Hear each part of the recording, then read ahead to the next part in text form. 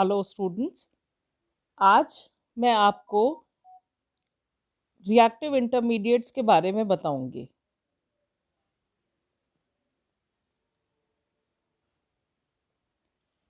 Reactive intermediates क्या होते हैं? रिएक्टिव इंटरमीडिएट्स होते हैं जो किसी भी रिएक्शन में बीच में बनते हैं, वो रिएक्टिव इंटरमीडिएट्स कहलाते हैं। तो जो कोई भी रिएक्शन होता है तो वो क्या होता है, ज़्यादातर रिएक्शन किसी एक मध्यवर्ती के थ्रू होकर गुजरते हैं, तो वो रिएक्टिव इंटरमीडिएट्स कहलाते हैं। तो आपको आज मैं खाली एक रिएक्टिव इंटरमीडिएट कार्बोकेटायन के बारे में बताऊंगी। वैसे तो बहुत हैं, तो आप लोग रोज हर वीडियो में एक एक रिएक्टिव इंटरमीडिएट के बारे में बात करेंगे। तो आज मैं आपको कार्बोकेटायन के बारे में बता रही हूँ।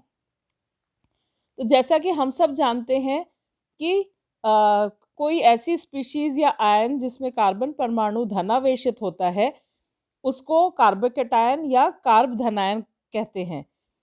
कार्बोकेटायन कई रासायनिक क्रियाओं में मुख्य अस्थायी मध्यवर्ती स्पीसीज की भूमिका निभाते हैं। चूंकि कार्बोकेटायन एक धनात्मक स्पीसीज है, अतः इसका निर्माण किसी भी यौगिक में सहसंयोजक बंध के विषमांश विखंडन से होता है, जिसमें बंध के 2 इलेक्ट्रॉनों का अभिगमन दूसरे परमाणु पे हो जाता है। जैसा मैंने आपको बताया, जैसे ये CX है, तो इसमें क्या हो रहा है, X ये पूरे इलेक्ट्रॉन स्पीसीज को अपनी तरफ खींच लेगा, दोनों इलेक्ट्रॉन से उसको अपनी तरफ खींच लेगा। तो कार्बन के ऊपर पार्शियल पॉजिटिव चार्ज आ गया और हेलोजन के ऊपर नेगेटिव चार्ज आ गया। तो अब अपन इसकी संरचना, ये जो पॉजिटिव चार्ज वाला जो ये कार्बन है, इसको अपन कार्बोकेटायन कहते हैं। अब इसकी संरचना के बारे में देखते हैं। तो इसमें क्या संरचना है, ये एक ट्रायंगल के समान है, प्लेनर स्ट्रक्चर है, और इसके बीच में 120 डिग्री एंगल है। और कार्बोकेटायन एक धनावेशित स्पीसीज है, इसलिए इसमें क्या होगा, सिर्फ आउटर जो शेल है उसमें 6 इलेक्ट्रॉन उपस्थित होते हैं। ठीक है, पॉजिटिव है तो इसमें 6 इलेक्ट्रॉन्स उपस्थित है, इसमें 2 इलेक्ट्रॉन्स एक्सेप्ट करने की गुंजाइश होती है। और इसमें sp2 हाइब्रिडाइजेशन होगा। तो sp2 हाइब्रिडाइजेशन होने की वजह से इसमें जो 3 sp2 संकरित कक्षक है वो समतलीय त्रिभुज में उपस्थित होंगे, जिनके बीच में 120 डिग्री का कोण बनता है, और ये तीनों सिग्मा बंध से जुड़े हुए रहते हैं। और जो असंकरित 2pz कक्षक है वो इन दोनों के लंबवत ऊपर और नीचे उपस्थित होता है। तो रिक्त 2pz कक्षक है वो कार्बोकेटायन के इलेक्ट्रॉन ग्रहण करने की प्रवृत्ति रखता है। तो यह इसलिए इलेक्ट्रॉन स्नेही के जैसे व्यवहार करते हैं। ये 2pz कक्षक इलेक्ट्रॉन्स एक्सेप्ट करेगा। अब इसका नामकरण देखते हैं। नामकरण के लिए क्या है कि इसमें जैसे CH3+, तो ये क्या होगा, ये मिथाइल कार्बोकेटायन है। CH4 मिथाइल, उसमें से H एक कम है, तो CH3 methyl carbocation. Similarly CH3 CH2 देखते हैं, ये इथाइल कार्बोकेटायन है। और ये CH3C CH3 CH3, यहाँ पे क्या है, ये तृतीयक कार्बन है। तो ये इसको तृतीयक ब्यूटाइल कार्बोकेटायन के नाम से जाना जाता है, या आइसोब्यूटाइल के नाम से इसको जाना जाता है। तो ये इसके प्रकार हो गए। अब अपन देखते हैं, तृतीयक ब्यूटाइल कार्बोकेटायन के नाम से जाना जाता है। अब इसके अपन प्रकार देखते हैं। सबसे पहले होता है प्राथमिक कार्बोकेटायन। प्राथमिक कार्बोकेटायन में क्या होता है कि धनावेश एक प्राथमिक कार्बन, ऐसा कार्बन परमाणु जो कि एक ही अन्य कार्बन परमाणु से जुड़ा होता है, उस पर उपस्थित होता है, तो उसको प्राथमिक कार्बोकेटायन कहते हैं, या 1 डिग्री।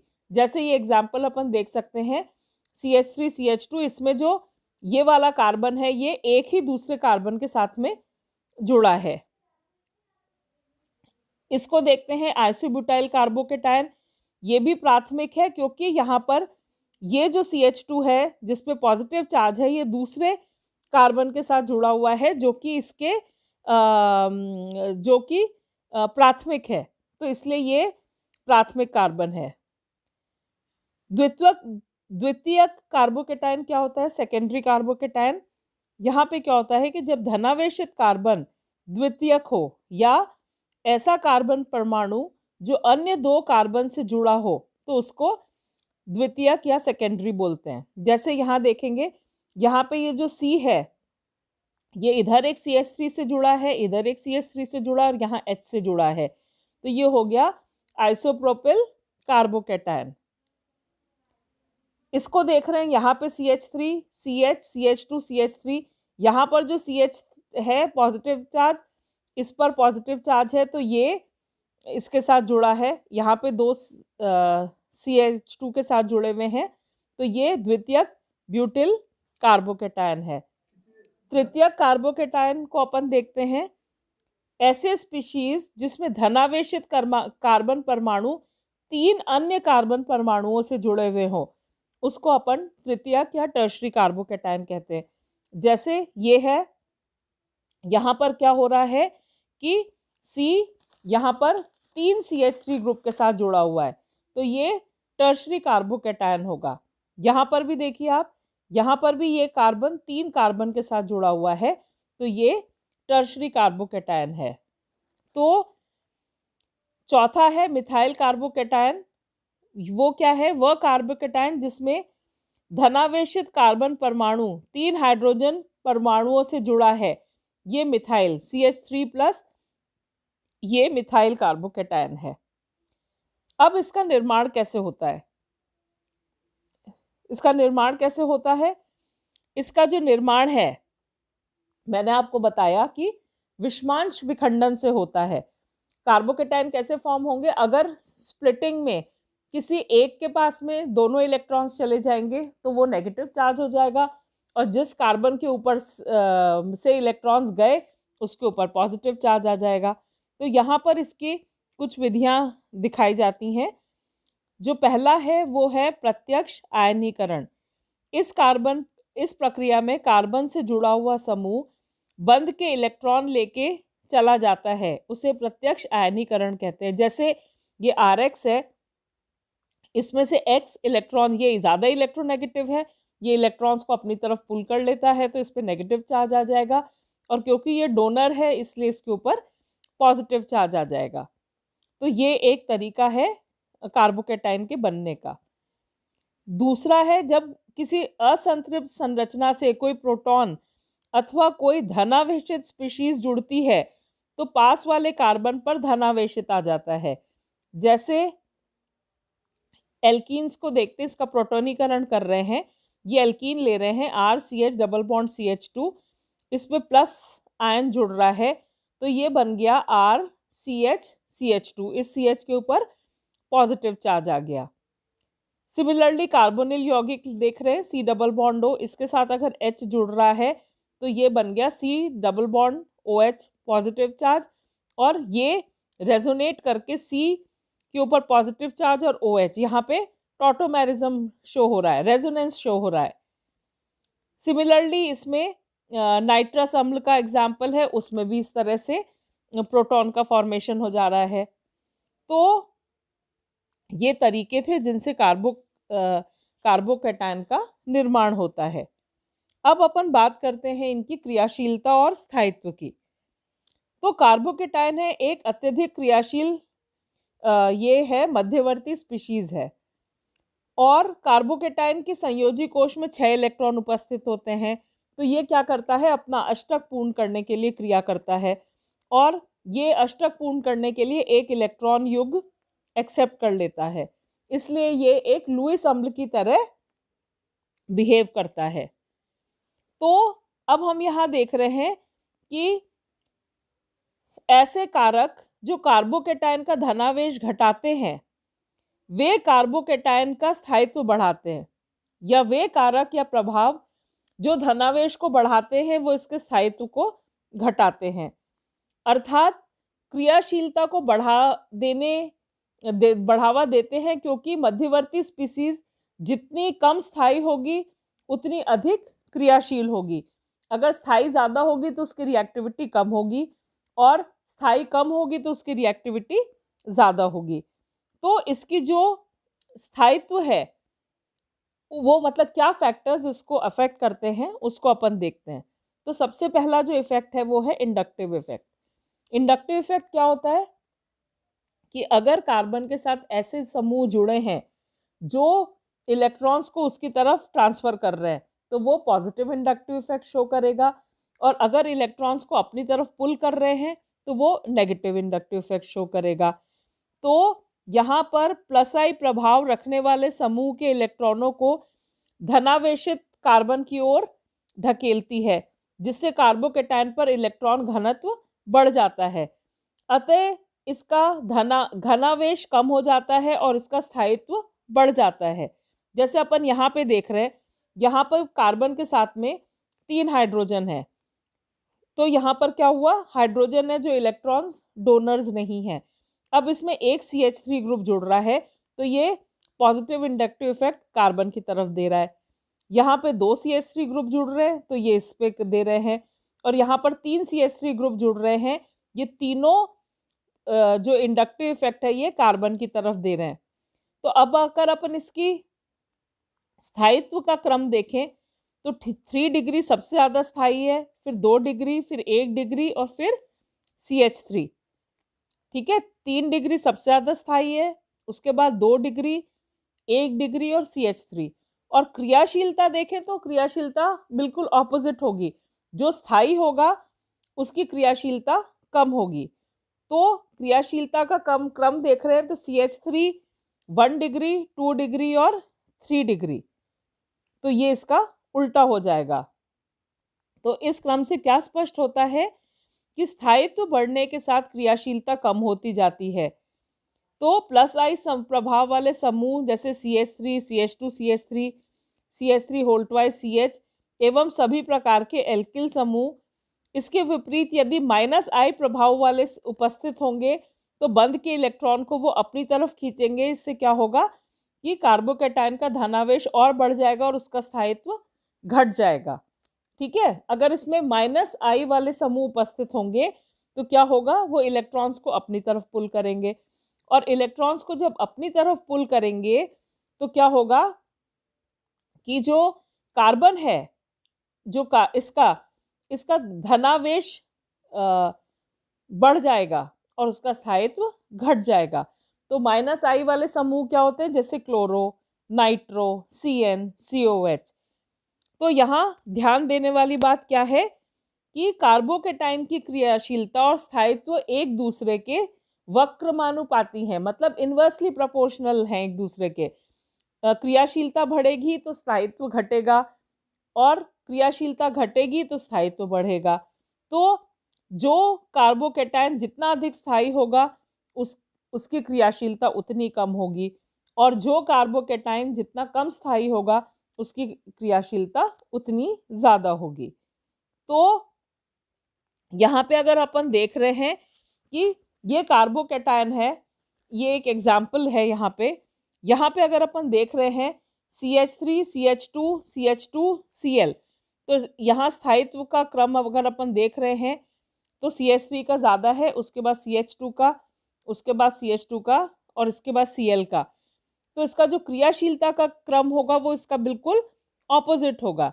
सबसे कम क्रियाशीलता इसकी, फिर CH2, फिर यहाँ पर CH2 से कम Cl, और यहाँ पर CH2 से ज़्यादा इस CH3 की और उससे कम इस CH2 की। तो ये इसका क्रियाशीलता देखने को मिलेगी। ठीक है, अगला जो प्रभाव इसको अफेक्ट करता है उसको अपन कहते हैं अति संयुग्मन प्रभाव या बेकर-नाथन प्रभाव या बिना बंध का अनुनाद या हाइपर कंजुगेशन या नो बॉन्ड रेजोनेंस इसको बोलते हैं। तो यह प्रभाव जिसमें बीटा कार्बन और बीटा हाइड्रोजन परमाणु के मध्य उपस्थित सिग्मा बंध के इलेक्ट्रॉन अनुनाद में भाग लेकर अनुनादी संरचना बनाते हैं, अति संयुग्मन प्रभाव कहलाते हैं। हाइपर कंजुगेशन क्या हुआ कि यहाँ पर सिग्मा बंध पार्टिसिपेट कर रहे हैं, रेजोनेंस में पाई बंध पार्टिसिपेट करता है, यहाँ पर सिग्मा बॉन्ड्स पार्टिसिपेट करते हैं। और इस प्रभाव को बेकर-नाथन नाम के वैज्ञानिक ने बताया था, इसलिए इसको बेकर-नाथन अनुनाद या प्रभाव भी कहते हैं। तो इस प्रभाव में क्या होता है कि जो अनुनादी संरचनाएं बन रही हैं उसमें बीटा कार्बन और बीटा हाइड्रोजन के मध्य कोई बॉन्ड नहीं होता। ठीक है, हाइड्रोजन अपना स्थान नहीं छोड़ता। ठीक है, हाइड्रोजन का स्थान वही रहेगा, खाली उसमें कोई बॉन्ड नहीं रहेगा, इसलिए इसको नो बॉन्ड रेजोनेंस भी बोलते हैं। और यहाँ पर क्या होगा, बीटा हाइड्रोजन परमाणु की जैसे जैसे संख्या बढ़ेगी तो उसके साथ में अति संयोजन द्वारा अनुनाद भी बढ़ेगा। तो किसी भी कार्बोकैटायन में जितने ज्यादा बीटा हाइड्रोजन परमाणु होंगे उतना ज्यादा उसमें हाइपर कंजुगेशन होगा, और जितना ज्यादा हाइपर कंजुगेशन होगा वो उतना स्थायी होगा। तो अब यहाँ पे अपन एग्जाम्पल देखते हैं। यहाँ पे 3 एग्जाम्पल लिए हुए हैं। एक आइसोप्रोपाइल कार्बोकैटायन है। ठीक है, आइसोप्रोपाइल कार्बोकैटायन में आप देखिए कि इस CH के ऊपर पॉजिटिव चार्ज है। ठीक है, इसके साथ में ये 3 और ये 3 6 बीटा कार्बन उपस्थित हैं। तो अब ये मूव करेगा, यहाँ पे CH के बीच में सिग्मा बॉन्ड नहीं है, ये पॉजिटिव चार्ज आ गया। फिर अगला ये मूव करेगा इस के ऊपर बीटा कार्बन पे, तीसरे इसमें ये मूव करेगा इस बीटा कार्बन पे, देखिए, फिर चौथे में ये इस बीटा कार्बन पे, पांचवे में ये इस बीटा कार्बन पे, और फाइनली इस बीटा कार्बन पे। तो इस प्रकार से क्या होगा कि आइसोप्रोपाइल कार्बोकैटायन में 6 बीटा हाइड्रोजन उपस्थित है, इसलिए इसमें 7 अनुनादी संरचनाएं बनेंगी। इथाइल कार्बोकैटायन में आप देखिए ये कार्बन अल्फा कार्बन है जिसमें पॉजिटिव चार्ज है, और ये इसके साथ में 3 बीटा हाइड्रोजन है। अब यहाँ पर देखिए ये अनुनादी संरचना हाइपर कंजुगेशन बनने लग गया। ये पहले हाइड्रोजन, फिर सेकेंड हाइड्रोजन, और ये थर्ड हाइड्रोजन। तो इसका मतलब क्या हुआ कि यहाँ पे 3 बीटा हाइड्रोजन उपस्थित है, इसलिए यहाँ पर 4 अनुनादी संरचनाएं देखने को मिलेंगी। सिमिलरली अगर अपन बात कर रहे हैं ये टर्शरी ब्यूटाइल कार्बोकैटायन, यहाँ पर आप देखिए कि 1 2 3 ये तीनों यूनिट है, मतलब यहाँ पे 9 बीटा कार्बन है, 3 इसमें 3 इसमें 3 इसमें। अब अगर अपन इसमें हाइपर कंजुगेशन इस तरह से लिखते हैं तो यहाँ पे क्या होगा, 10 अनुनादी संरचनाएं यहाँ पे देखने को मिलेंगी। तो यहाँ पे हम क्या कह सकते हैं कि जितने अधिक बीटा कार्बन होंगे, बीटा हाइड्रोजन होंगे, उतनी अधिक इसमें नो बॉन्ड रेजोनेंस देखने को मिलेगा, और क्या होगा, उतना ज़्यादा जो पॉजिटिव चार्ज है उसकी स्प्रेडिंग होगी। जो कार्बोकैटायन है वो उतना ज़्यादा उसका डीलोकलाइजेशन हो रहा है, तो क्या होगा, उसका उतना ज़्यादा स्थायित्व बढ़ेगा। तो अगर अपन इन तीनों को कंपेयर कर रहे हैं तो यहाँ पे क्या हो रहा है, तृतीयक ब्यूटाइल कार्बोकैटायन है, इसमें क्योंकि 9 बीटा कार्बन है तो ये सबसे ज़्यादा स्थायी होगा। इसके बाद आइसोप्रोपाइल कार्बोकैटायन होगा क्योंकि इसमें 6 बीटा कार्बन है और उस बीटा हाइड्रोजन है, और उसके बाद में लास्ट पे इथाइल कार्बोकैटायन होगा क्योंकि इसमें 3 बीटा हाइड्रोजन है। तो ये हो गया नो बॉन्ड रेजोनेंस या हाइपर कंजुगेशन या अति संयुग्मन प्रभाव इसको बोलते हैं। अब आप बात करते हैं हम संयुग्मन प्रभाव या अनुनाद की। यहाँ पे क्या होता है कि अनुनाद की बात कर रहे हैं तो मैंने आपको पहले ही बताया था, यहाँ पे रेजोनेंस देखने को मिलता है इन पाई इलेक्ट्रॉन्स। तो यहाँ जब मध्यवर्ती स्पीसीज में धनावेशित कार्बन परमाणु के संयुग्मन में कोई पाई बंध उपस्थित होता है तो ऐसी स्पीशीज में विभिन्न अनुनादी संरचनाएं बनती हैं।